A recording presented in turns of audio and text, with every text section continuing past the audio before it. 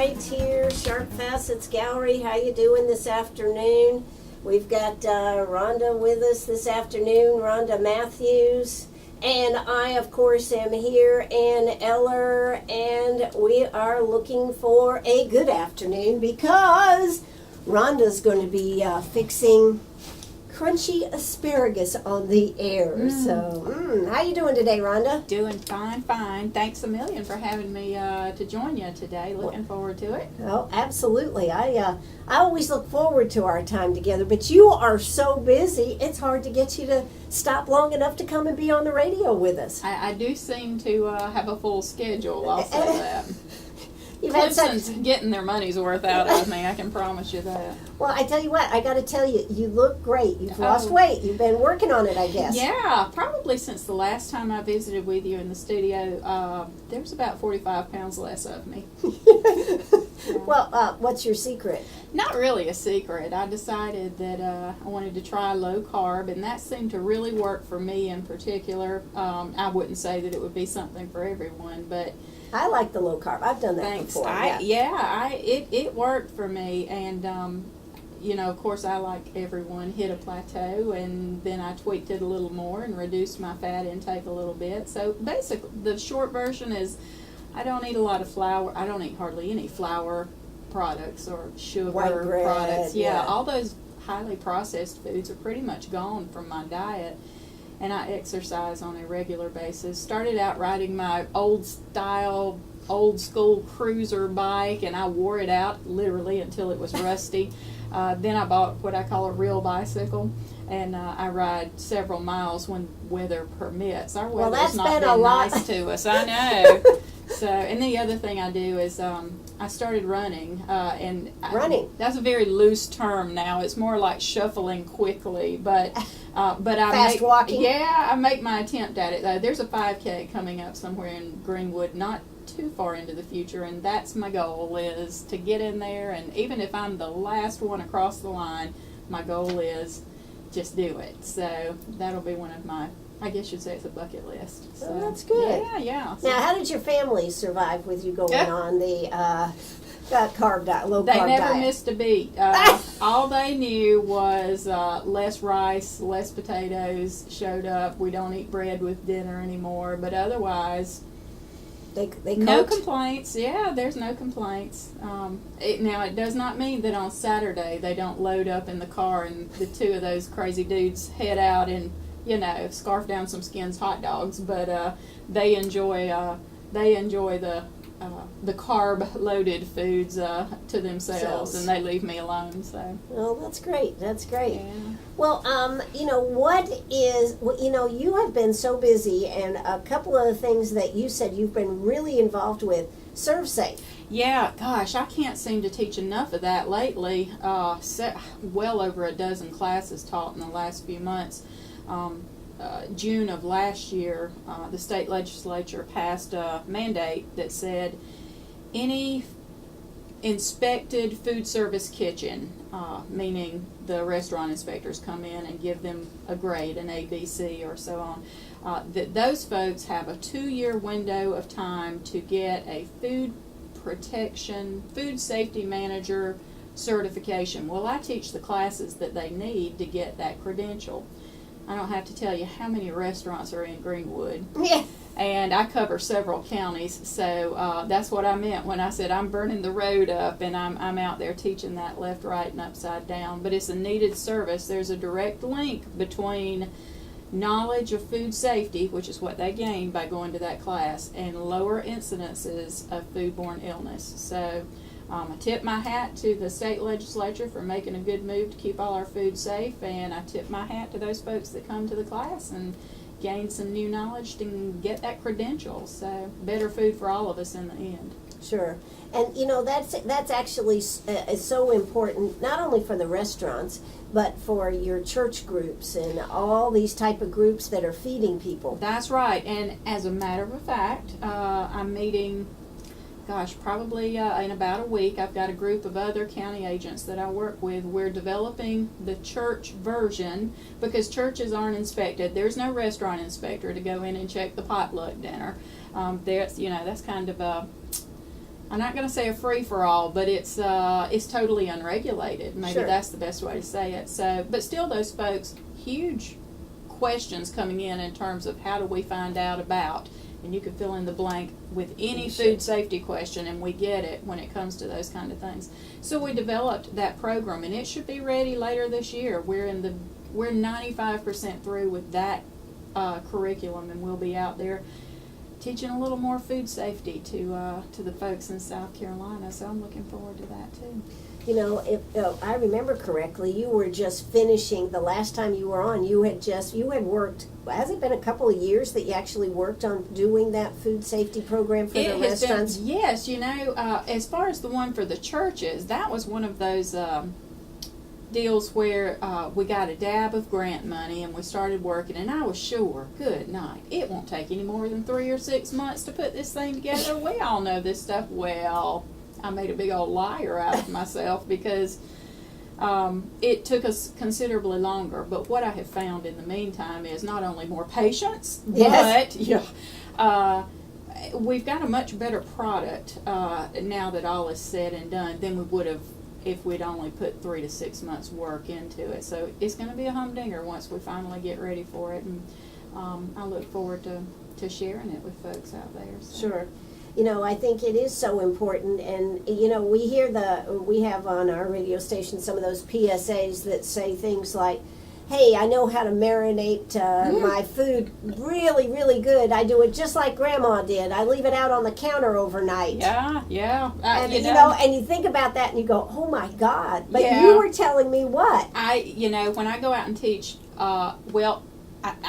before I was telling you it was any ServSafe class that I've taught and typically in ServSafe I've got food service employees, but even when I'm not teaching food service employees, anytime we talk about food safety, that very scenario of I thawed it out on the counter, I marinated it overnight on the counter, I put it in the sink, blah, blah, blah. I mean, you know, it's all the same science as far as room temperature and highly perishable foods. But I hear that at every single program. That is a widely held belief. It's amazing more people haven't died or gotten really sick, you right? know, the interesting thing is they may have gotten sick from it, but they just didn't associate that illness with their action. So they don't necessarily think that it was anything that they've done. They think, well, I got a stomach virus, you know, those handles of the shopping cart at the discount store so germy everybody's touched them. Well, yeah, that's true, but you know, leaving that chicken that you thawed out for 2 solid days laying in the sink probably didn't help either. So there's lots of contributing factors to folks getting a foodborne illness, and it's not a standalone to say it was somebody else's fault. Yeah, it is sometimes, and sometimes it's our fault. So, sure. Yeah.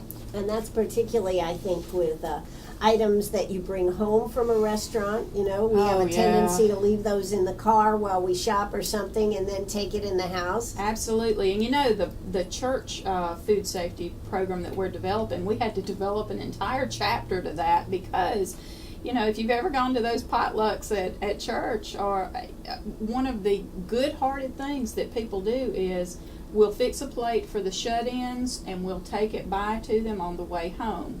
Well, on the way home sometimes is several hours. I mean, you know, if it takes a while to get loaded up at church and then you visit a little while in the parking lot and then you drop by the drugstore and then you pick up the kids after baseball practice, it really does linger there in the back seat. And wow, just such potential there for bacterial growth. So we encourage folks, do the right thing, take that plate to the shut-in, but get it to them fast. Sure.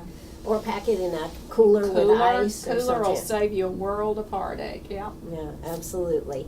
Well, we are here with Rhonda Matthews. When we come back, we are going to be cooking right here on the table. She said, sure, we can do it. You know, we've done strawberry jam. We did some pickles one and time. did some pickles one That's time. right. And this time we're going to do crunchy asparagus. That's right, coming into season, so it'll be plenty easy to find. Looks like some good asparagus right there. I guess I'm lucky again. So right now, let's hear a quick word from our sponsors, and we'll be back. We'll be cooking. Hope you stay right here with us. Oh, that's right. We're here with Rhonda Matthews. She is with the Clemson Extension Agency. She does so much good stuff. It is...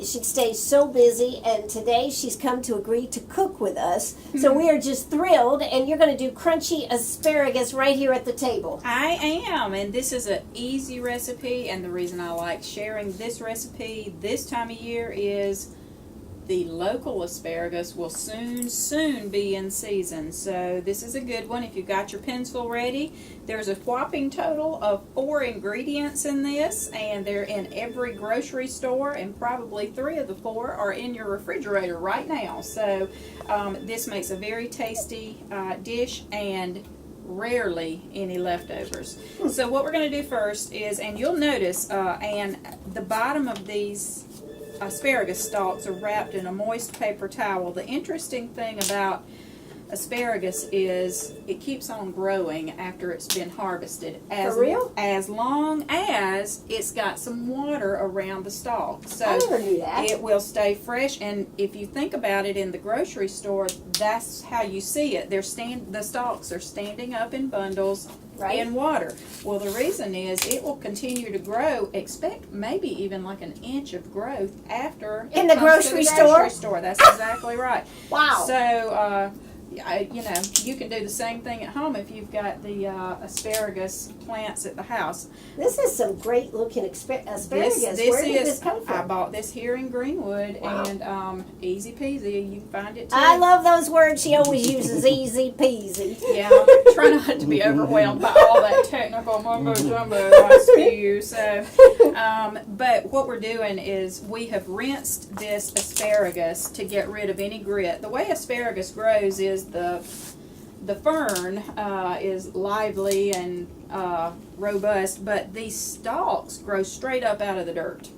So, and they grow in very sandy soil. So you're very likely to find some grit in and around the stalks, especially near the tip. So That's why you need to wash it, right? wash it well. Absolutely. Otherwise, you'll be biting into little bits of sand, and that's not appealing to anyone. We snap off that woody end. You'll never be able to, and where it snaps naturally is the right place to get rid of everything below the snap. Keep the part near the tip. You'll never be able to cook that bottom part enough or chew it enough for it to be palatable. It's more than crunchy. It's wow, it's like tree bark is all I can tell you. It just won't do the job for you. So now we've got our asparagus in some boiling water. We'll give it just a minute or so, and while it's doing its thing, and I mean literally like a minute or so, while it's doing its thing there, we're going to put together the marinade. So the first thing we'll add in is some soy sauce. We'll need about 1.5 tablespoons. Oops, splish splash. There we go. So there's what we need. I love these cooking demonstrations. You know, and there'll be a video of this afterwards, folks, so you'll be able to see it.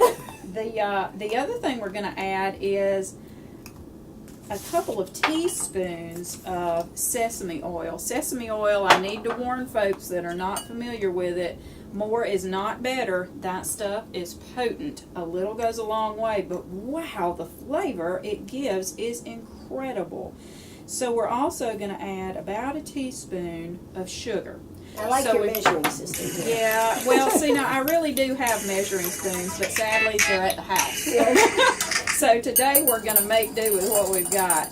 So all we're doing now is we're mixing together the 1 teaspoon of sugar, the 4 teaspoons of soy sauce, the 2 teaspoons of sesame oil, and that's it. That's So it? we've got our sweet, our nutty, and our salty all there together. Now what we're going to do is we will pull our asparagus from the water, and Pull drop from the it. water. Drop it straight into some waiting ice water. Now, what happens here is Like you're blanching or is that what very that's called? much. It's a blanch, and then you drop it in the ice water to immediately stop that cooking. So it's not going to cook anymore. Now No. this is bright green. It is, Beautiful. and the nice thing about putting it into that ice is it sets the color. It's the final dish is going to be that wonderful bright green color. So we're just going to give that a quick stir. Make sure it cools down, and you can see it turning loose of the heat. It's just steaming good. There we go. The ice is melting. Now we're melting it on down. So all we'll do now is we'll take that out of the ice, over to the marinade, and then it's just a matter of coating, and it's ready to go to the table. You can eat it right now. If you give it a couple of hours, the flavor really does ramp up. If you can wait that long. If you can wait that long. I don't know if Ann can smell it, but right here where I am, that nuttiness of the sesame oil is just really, it wafts through the air. What can I tell you? It's really a very, very tasty dish. So that's it. That's ready to go to the table. How long did that take? 5 minutes maybe Yeah. from beginning to end. So I always tell folks, cooking good food does not require hours and hours and hours in the kitchen. So this is ready to go to the table. You can store leftovers, if there are any, in the refrigerator, and they'll hold.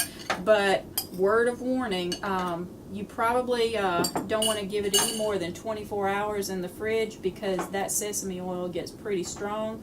And like I said, if you're only using a pound and a half of asparagus, a family of 3 or 4 can eat that easily at one setting, and if there's any stalks left over, they'll snack on that and it'll be gone before morning.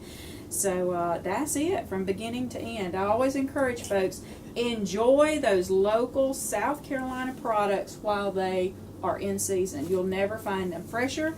You'll never find them at a better price than when they're grown close to home and they just got harvested. So enjoy that asparagus. It's coming up soon. Well, I'm sorry. I have to try one of these. Get in Rhonda. there. Yeah. It's good, Rhonda. The official That's stamp good. of approval. Yes, it's It is. delicious. It's a tasty one. I've given this recipe out.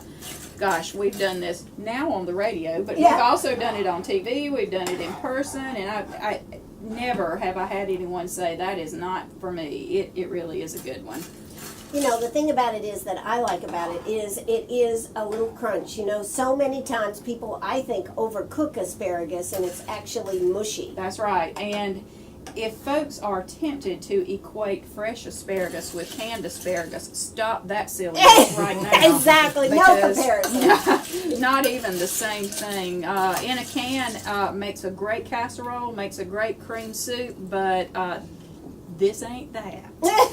Now, So- can you can't really can this, can you? You could, but don't expect the texture to be the same. It just cannot, the cell structure in this vegetable just can't hold up to that. So now you can blanch it and freeze it and get a pretty good deal there. But, fresh asparagus, there's just really not anything else like it. That's why I tell everybody, enjoy it while you got it. And, for years and years in the early part of the 1900s, this area, Edgefield, Ridge Spring, on up through the bottom end of Lexington County, we were some of the nation's leaders in asparagus production. Can you imagine South Carolina growing that much asparagus? Is it because of the iodine? I don't know.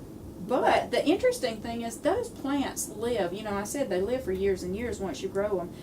Farmers will still find in their pasture land those asparagus plants cropping up. They've lived all these years and they're still hanging out. So Once an good, interesting always one. good. Yeah, It's once good, interesting. always good. When I was growing up in Connecticut, we had an asparagus patch. Mm-hmm. And it was always interesting to see it poking its head up through Yeah. and pulling it. Yeah, I mean, it was a lot of fun. And, That's you know, right. once I came down here, and I didn't see as much fresh asparagus. Yes, yep. But there certainly is now. Still got some big farms that grow it, and you can go to the packing shed and buy it straight off the farm over in not far from here, Monetta, Ridge Spring, over along through there. You can find it still growing. Well, that's terrific. Hey, we are here with Rhonda Matthews. Let's see, I think I will. Rhonda, I'm so glad we're going to a break right now because I'm going to help myself. Hey, you stay right with us. I wish we had smell-o-vision going on here, smell-o-radio. We'll be right back. Arg, are you a pirate or a pack rat? Do you have a vacation of a lifetime sitting in the attic? Or a college tuition hung on a wall? Or is a fabulous retirement hidden in your jewelry box? Bring those items to Sharp Facets Gallery. We can establish value and buy from you or sell for you. And so ends another chapter at Sharp Facets Gallery, 72 Bypass, and on the web, sharpfacets.com. Oh, I'm sorry. Are we back on the radio? Everybody has been back here enjoying a little asparagus. Lindsay, I'm sorry you're missing out on this.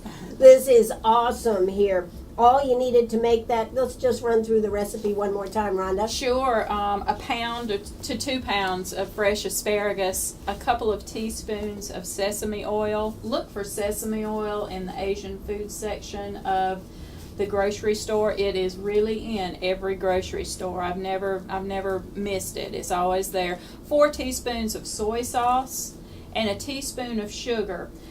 Mix that marinade of the oil, the soy, and the sugar together and blanch your asparagus spears for about a minute. Then shock them in some ice to stop that cooking and set the color. Then over into the marinade, stir to coat. The longer they sit in that marinade, the more pronounced that flavor becomes. Of course, that's inherent of any marination. But as we found out here in the studio, it doesn't hang around too long. This is a really good one. That sweet, nutty, salty flavor is just really... it marries well with that asparagus, and it is crunchy. You don't cook it all the way through. It's got a little bit of snap to it when you bite into it. So yeah, very tasty. And it's just such a beautiful green color. Very bright. It is, yes, right. And then you've got it on a blue plate here that it just looks so spectacular. Ree, you could go ahead and post a picture that we took and put it on Facebook for those that are on Facebook to see what we're talking about. But I guess, you know, that's not the show, though. We've got more to talk about. You know, Ann, one day I should come and we should just cook the whole segment. We can cook and eat. It'll be Girls' Day. That's right. Oh, and there'll happen to be a few 100,000 people listening. Okay.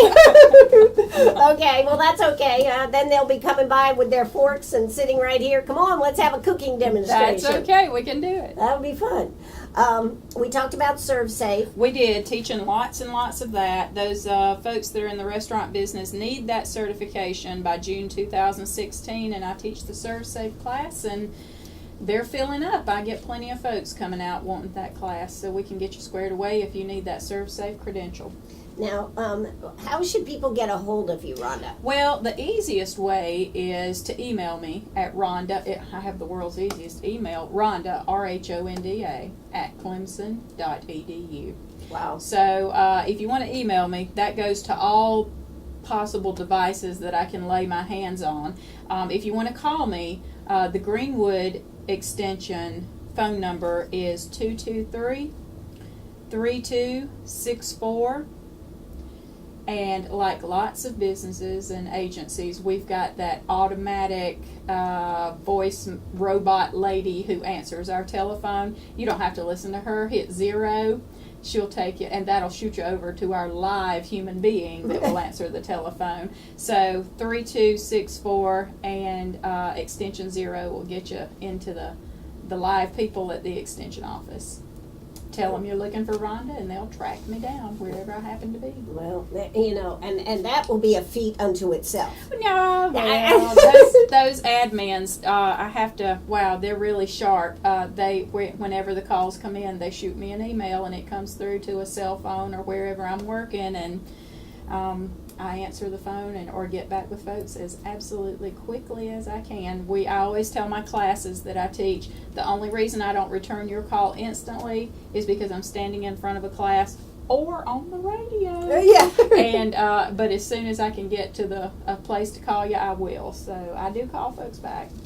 Clemson Extension, as far as a service, is a huge service. I think sometimes we don't even realize all the things that the Clemson Extension Service does. It is big, you're right. And sometimes folks are very familiar with one part of it, and they make the terrible mistake of believing that's all we do.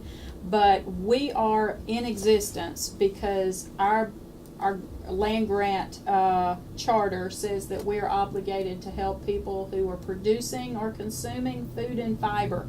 And if you stop and think about that, that includes growing of any description. So whether it's a crop, or whether it's a field, or whether it's an animal, or whether it's a tree, we're there to help those folks. Or if you're consuming that, we're there to help you. So there's lots of information, and there's lots of classes and hands-on programs as well that we conduct for the good of South Carolina. So now, where do they go to find out information about what Clemson Extension does? The easiest thing is either to call us at the local extension office and say what you got going on, or you can check out our homepage here for Greenwood, would be clemson.edu/Greenwood. We have an office in every single county of the state of South Carolina, and our job is to put the information about food and fiber out there for the people. So come get us. We're ready to go. We're glad to teach. We're glad to share, and that's our charge. That's why we have a position with Clemson, is to get the information out to the public. Now, do all states have extension offices? They do. There's a land grant university in every single state in the United States, and they have agents that work for those land grants that either have one county that they're responsible for, or they cover a region. That's what I do. I cover a region. So you've got agents all over the United States. Yeah. It's really an important service. This is the time of the year where a lot of people are getting ready to garden. Oh boy. Yeah. Finally, we're getting ready to garden. Wow. If this rained, good night. Who would have ever thought that we would complain about the rain? But we're about to float away at this point. But yes, we're warming up now. And so our offices are seeing folks come in for soil samples, and that's one of the things that we're very well known for, is folks wanting to do a soil sample. So we have the soil sample bags for when folks come in and they want their soil analyzed. It may be soil from their pasture, soil from their garden, soil from their lawn, soil from their orchard, you name it. We can analyze that soil, and based on what you're growing or what you want to grow, our lab can make recommendations on how much fertilizer, and specifically which nutrients. Which nutrients do you need, and do you need any lime? And they'll tell you based on square footage or on acreage how much to go out and have applied to your property. And that may sound like, well, big whoop to plenty of folks, but I'll let you know, if you haven't bought fertilizer lately, or if you haven't bought lime lately, that's a $6 investment in a soil sample. It pays for itself many times over, because if applying too much is just money down the drain. Get the soil sample, know what you need, and buy that much and have it applied. Well, and so many people think, they have it done once, right? That's right. And, you apply it, and then every year you apply the same amount. You may not be doing yourself a service here. Absolutely not. It is very easy to get too high a nutrient load by over-fertilizing. More is not better when it comes to that. and you can very easily do damage where you didn't intend to do damage in terms of your crop or your grass. So find out exactly what you need and apply that much. And you can't, I'd love to tell folks, well, you can look at it, if it's not nice dark brown soil, it's good and rich. That is not true. You cannot look at soil and say this is good soil, it will grow anything. Just not true. Well, we have so much red clay in this area too. Boy, ain't that the truth. But yeah, and it takes a good bit of lime to remedy that. So get the sample, find out what your soil needs. You know, if you want to grow blueberries, you apply a certain amount. If you want to grow strawberries, it's another. So, and if you want to grow centipede lawn, it's yet another. So we can just we can throwing a help you little with miracle grow on there isn't always the answer. that. Yeah. Well, it'll do great for your begonias, but not so much for the front yard. Okay. So. Yeah. All right. Well, that's now. How do people go about doing this soil sample yeah, stuff? I love to tell you. We you go to random areas in the plot of land that you want an analysis on, and you collect. We call it a plug, but basically a scoop full. Put it in like a plastic bucket, and make sure in that area that you want analyzed, you go to probably 6, 7, 8 different locations, get a scoop, mix all that dirt together so that you have a truly randomized sampling of that location. And then bring us at least a pint of that dirt that you've mixed up together, and we'll be able to bag it up, and we'll probably ask you 5 or 6 questions, fill the form out, and our courier takes it on up to our lab at the university, and in a couple of weeks, or maybe even sooner, you'll get your analysis back. Wow. So, and this costs $6. It does. Yeah, that's pretty darn reasonable. Well, like I said, you'll waste more money in that in buying excess fertilizer that you might not need. So get the soil sample. Now, do you have to take it? You have to take it to the extension office Yep. here? Drop it off for us at the extension office, and we'll send it out through our courier. Okay. Yes, ma'am. So, do they have students that do this up there at Clemson, or no? Oh, you mean in the lab? In the lab, yeah. No, we have Wow. soil scientists. Yes, Soil scientists. Yes, ma'am. Wow. Absolutely. How about that? That's amazing. Isn't It that is. amazing? That's not the only thing that we run analysis on. We'll also do feed and forage. We'll do weed ID. We'll do bug ID. You name it. Just all kinds of things. Irrigation water. We test all kinds of things. We've got labs that'll run plenty of analysis for you to find out the information you need. We have folks that'll fertilize with things that are either organic or sludge waste, you name it. We can run analysis on all kinds of things. Wow. So, Very yeah. cool. All right. Well, we are here with Rhonda Matthews. She is with the Clemson Extension. If you want to give us a call, we have got one more segment to go. Give us a call, 229-7984. That's 229-7984. Clemson Extension Service. It is a wonderful thing to know, and just when you don't know where to go, or you go to your local store and you just go, so what do you think I need? Don't waste that valuable dollars that you have. Find out what you need and then take it to the store and let them That's help right, you. and we can help you if you're wondering what's in season, what do I plant? We've got the info, just give us a buzz. All right, so we're going to hear a quick word from our sponsors, and we'll be right back. Oh, that's right. We're right back here with the one and only Rhonda Matthews. I feel so fortunate that you were able to come by and see us this afternoon, and we cooked on the radio again. People that don't know me from across this country, when I say, yeah, we do cooking demonstrations on the radio, they're like, what? But it works, doesn't it? It does. Yeah. I mean, you can, I told someone yesterday, it's a talking recipe, which means you do it and you describe every move you make all the way through it. And as long as folks go away understanding what the finished product should be and what the ingredients are, you've done your job. So, and that's the nice thing about what we did today.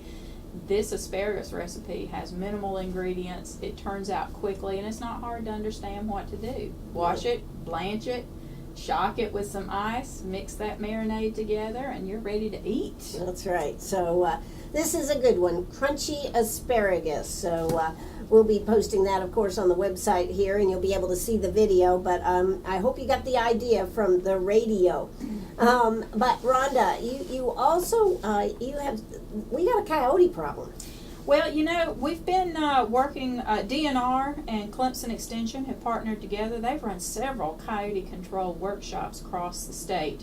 What we're seeing is coyotes are becoming more and more prevalent, and trapping them and controlling them is becoming more of a challenge. So they put these workshops together so that folks can understand what are the legal ways to deal with coyotes if you've got a problem with them. And you were just saying you saw a coyote over near Lander not too long ago. It had been squashed in the road. And when you start seeing animals, you know, that should typically you would see out in the agricultural areas, and you're seeing them in the middle of town, that should tell you about the numbers that are out there. So coyotes can do a good bit of damage.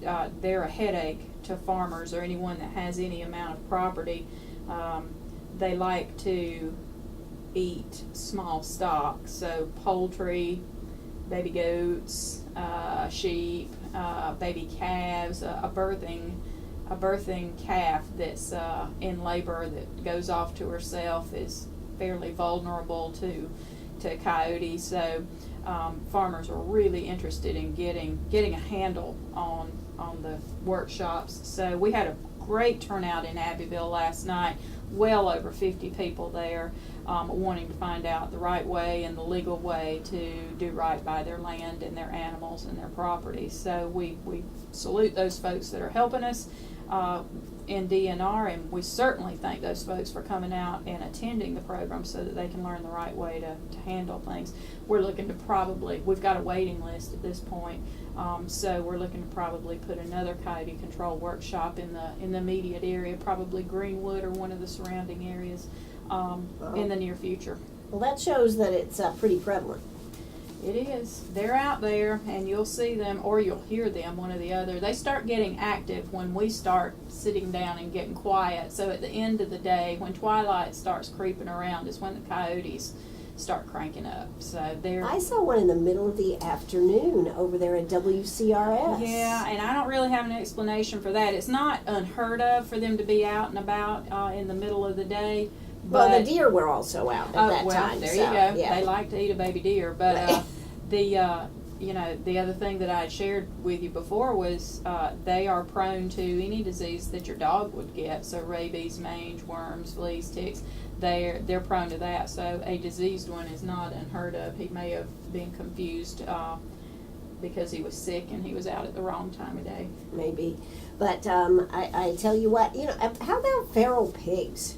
Holy cow, yeah. I mean, holy cow, yeah. Oh, my goodness. Have they got anything going on about them? Yeah, we've run workshops on those as well. Again, anybody with any amount of land, and sometimes folks that are just regular old homeowners, they're just out, in the more rural areas. When the hogs come through your yard or through your property, you know it, and you may have seen it and didn't realize what it was. They root through. And I mean when I say, think of a pig stomping the ground and nosing through it, and they're rooting through that property looking for something to eat, and when they get through and they're gone, it looks like you have taken a rototiller and plowed it up like you would plow for a garden. They absolutely decimate agricultural property. Wow.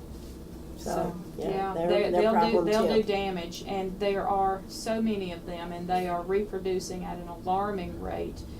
Just incredible. So we, just like the coyotes, we run those workshops to help folks understand legally what can I do to protect my land and keep my land in good shape, protect my animals, keep them in good shape. So, if you lose your hay field, you're not going to have a whole lot to feed your cattle that season. So we like to put the information out there so the farmers and the public can come get it and take care of their property. Okay. Now, where is the Clemson Extension Office right here in Greenwood? In Greenwood, probably everybody that's listening knows where it is. If you've lived in Greenwood long, we are in the old Brewer High School.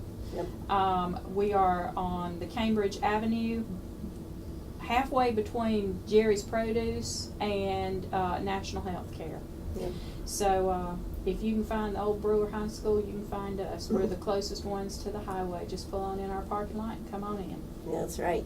So one more thing that we wanted to cover before we have to give this up here this afternoon. How is the 4-H program doing? Wow. You know, I'm based really, I cover a region, but where I sit down at a desk more often than not is up in Abbeville, and I can speak on behalf of them. They are busting at the seams. They're really doing good. 4-H has been around for a long time. It is very familiar to a lot of people. Every time I go and talk with groups, I can say, who was in 4-H, and I see hands shoot up all the way across the room. They've all got their own 4-H story, and the next question I can say is, what was your 4-H project? And they can all just roll it off their tongue, and if they went on a trip or won a ribbon or a belt buckle, they're ready to tell the story. And the folks that have gone to Camp Long down in Aiken, it once upon a time everybody that was in school went down there, it seemed like, and just wonderful stories associated with 4-H. So it's up and running, and it's strong, and it's open to every kid. 5 through 19, we got something for you. Come on. And it's not just cows and pigs. We've got all kinds of things to do in 4-H. So lots of fun, lots of learning.